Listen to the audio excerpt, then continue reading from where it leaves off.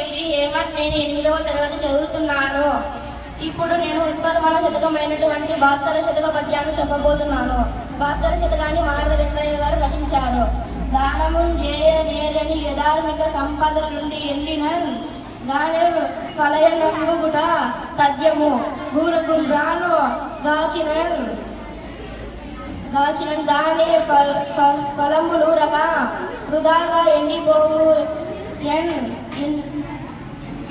గాలిచేన్ గానములలోన నేమిటికి గాక యభోజ్యములోట Bhaskara.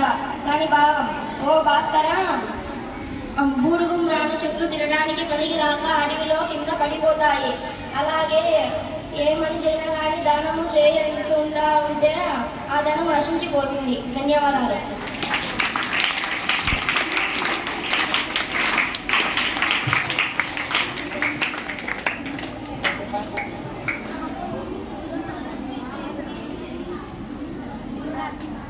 Okay, very good. Next, KV Vishwaketan, 8th class.